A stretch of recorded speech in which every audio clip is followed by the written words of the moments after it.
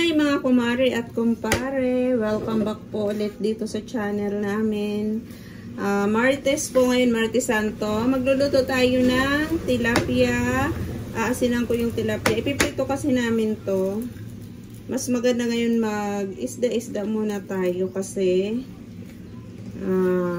Martes Santo. Ayan, nilalagyan ko ng asin yung ating tilapia kasi ipiprito natin ito. Ayan o. 4 na pirasong tilapia.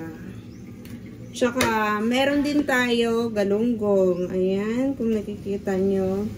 Lalaking galunggong to. Itong galunggong na to, sinadya ko pa talaga to sa palengke. Ngayon, bumili ako ng kalahati kasi gusto ko magpaksiw. Kasi ang ulam namin ngayon, tilapia. At saka, mag-aadobo ako ng kangkong. Yan ang pares namin. Ayan o. Kung nakikita nyo, bumili din ako ng 2 tali na kangkong. Ayan, kung nakikita nyo yan.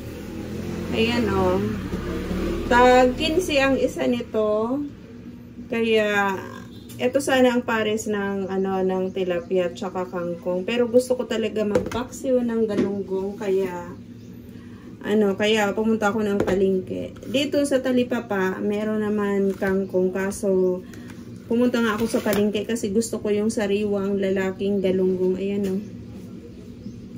Ayan, binuka ko yung dito kasi tinanggal ko yung bituka niya. Ngayon, dahil papaksiwin natin yan, tingnan nyo yung sili ko, nalanta na. Hihiwain ko to para malasa talaga yung anghang niya. 1 piraso lang yung ilalagay ko na sili. Ayan, nahiwa ko na yung sili. Yung 1 piraso, pinagtatlo ko yan. Pag hindi, syempre, titimplahan ko yan na paksiw mamaya. Pag di yan maanghang, maglalagay ako ng, ayan, labuyo. Pero titingnan ko muna yung anghang kasi sila Rhea, hindi nila gusto yung masyado maanghang. Ayan, nagsasaing din kasi ako. Hindi nila gusto yung masyado maanghang. Ngayon, ito yung ihahalo muna natin ito sa paksiw. Ito yung halo natin, bawang, sibuyas, at saka luya, at saka sili. Tsaka, syempre, maglalagay tayo ng paminta dyan. Iwain natin yung ating bawang para maglasa talaga yung ating paksiw. Ito yung paksiw na talagang uulit-ulitin mo lutuin. Kasi pati buto ng galunggong nito pwede mo kainin. Kaso medyo matagal mo siyang pakukuluan. Pero sulit naman yung sarap. Sa mga nagtitipid sa gasol. Kasi mahal ang gasol ngayon, no? IM gas pala yung gamit namin. 900 na yung gas. Nung nagpa-deliver ako, tag 900 na. Wala na talagang sunod yan. Libo na yung M-gas na yan. Tapos pag ginamit namin yung 1 M-gas, abot lang na, depende talaga sa sa pagluto mo. Inaabot siya ng 1 buwan at 1 linggo. Pero pag madalas ako magluto, inaabot ng 1 buwan lang. Minsan, kulang-kulang 1 buwan. Kaya, depende pa rin talaga kung gaano katagal yung M-gas natin o kaya gasol gamitin. Depende kung sa mga niluluto namin. Ako kasi dalas ako magluto ng mga merienda. Lalo na nung nasa baba pa yung aming lutuan. Kada hapon nagluluto ako ng merienda. Kaya minsan hindi talaga inaabot ng 1 buwan yung M-gas namin. Ito na yung ating loya. Hiwain na natin yung ating luya. Maliliit lang ang pagkahiwa din ito.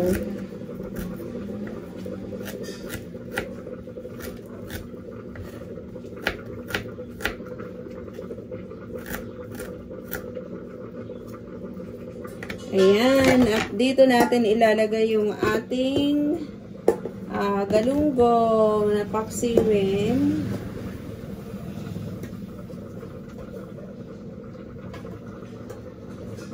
Ayusin natin yung pagkasalansan syempre kasi para maganda yung ating pagkuha niya. Hindi siya salasalabat para hindi siya madurog pag kinukuha natin pag luto na.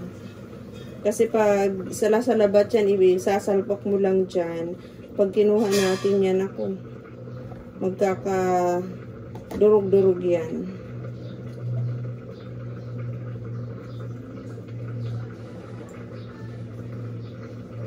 Ayan, ito na yung ating paksiw na galunggong. Ito naman tayo sa ating ano ka na ito? Kangkong. Bale, ito yung kapares ng tilapia. At saka syempre meron tayo paksiw.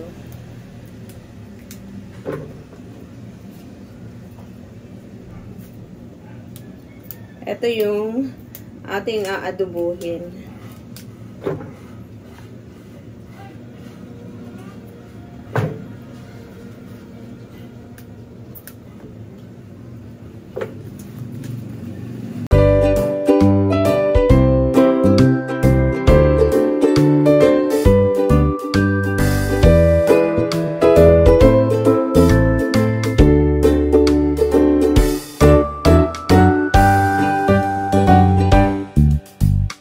At ito na, tikman natin yung ating paksiw, kung tama yung alat at saka tama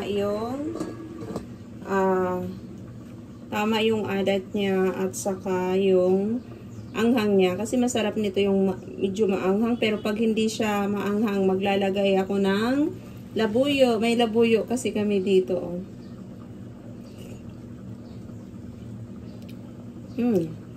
Maanghang na siya. Hindi na kailangan lagyan ng labuyo. Masarap siya, maasim, matamis na yung asin niya tama lang talaga yung timpla niya. Ayan, antayin natin siya na medyo matuyo yung kanyang sabaw. Na pala yung ating tilapia, bale piniprito na natin yung ating tilapia. Hugasan na natin yung ating kangkong. Ayan, kailangan ng hinalang na tubig kasi gusto ko yung nahuhugasan isa-isa yung dahon ng kangkong. Tapos pag pangalawang hugas, ikaganong-ganon ko na lang. Ang bilis talaga ng oras kahit anong gawin mo. Parang hindi mo mahabol yung oras ng pagtanghali na. Pag umaga ang daming gawa, parang makakapagpahinga ka lang pagkatapos mo na kumain. Kasi tingnan mo, anong oras na? Alas 11:20 na. Ito pa lang, huhugas pa lang ako nitong gulay. Hindi pa luto.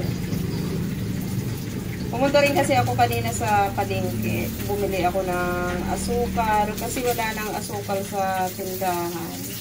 At saka nga yung aming galunggong na paksiwin. Tapos pagdating ko, wala pang alas 10. Pagbaba ko doon sa baba, 5 minutes na lang para 11. Grabe talaga.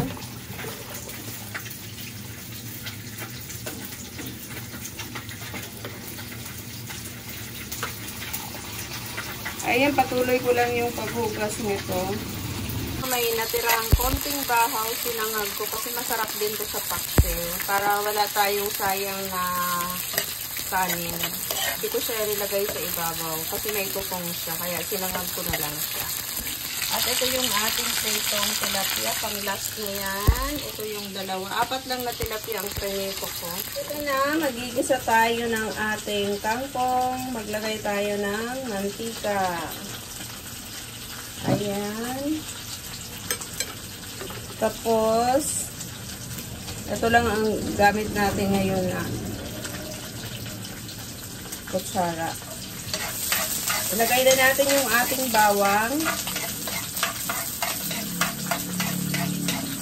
Yung ating sibuyas, madaming sibuyas tayo kasi huwag na natin tipidin ang sibuyas dahil yan nga lang ang magiging halo natin sa kangkong. Yan ang sibuyas, bawang lang ang ating magiging halo sa kangkong. Pero masarap naman ito pag naluto ito.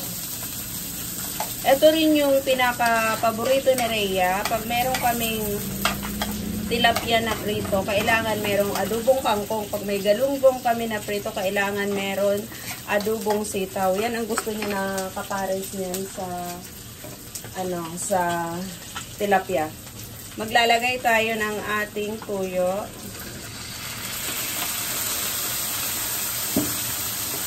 At saka maglalagay tayo ng ating oyster sauce. Tapos ilalagay na natin yung ating tumutulo pa, yung ating kangkong. Ayan. Wala nang halo-halo yun. Ilalagay na natin yung ating kangkong. Mamaya na natin siya haluin pag malanta na yung ating kangkong. Kaya kailangan lagyan natin ng takip para mabilis bumaba yung ating kangkong para mahalo natin ng mabuti. Luto na rin yung ating tilapia. Patayin ko na yung sa tilapia. Luto na siya. Ayan o.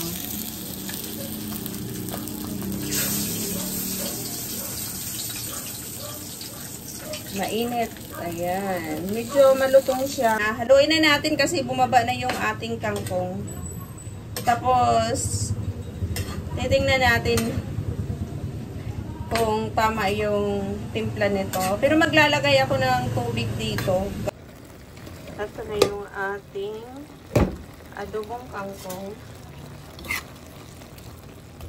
Haluin natin.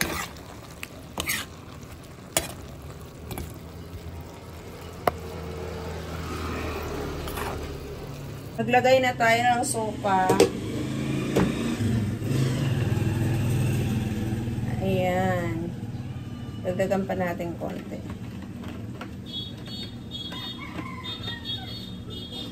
Tsaka, syempre, paminta. Yung durog na durog ang gamit namin na paminta. Eto na, kumulo na siya. Tikman natin. Haluin muna natin. Luto na siya.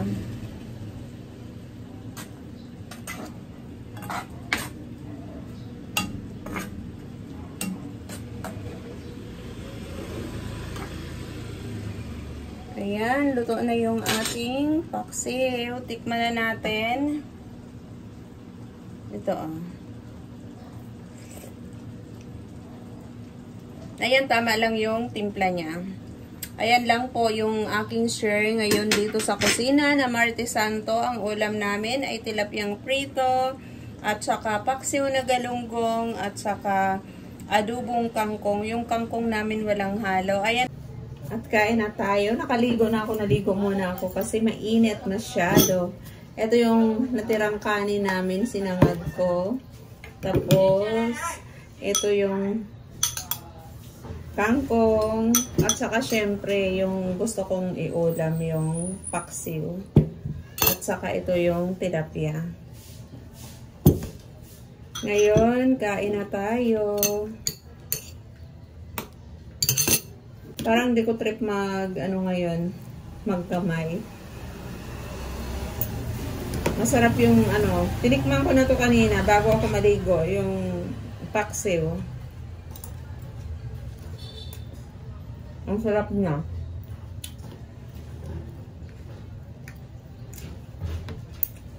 Magkamay na nga lang ako. Ang sarap ng lasa niya. Masarap talaga yung isda pag nilagyan mo ng Sprite. Sa tulingan, pinakamasarap yung pakso na may Sprite.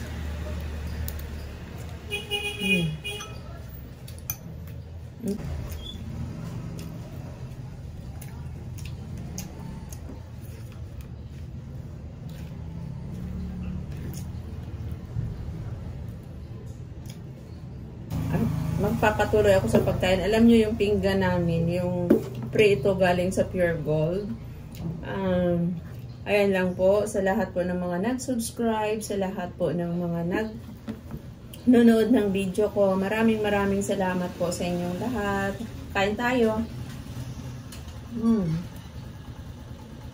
Ang paksiw. Ayan, salamat po.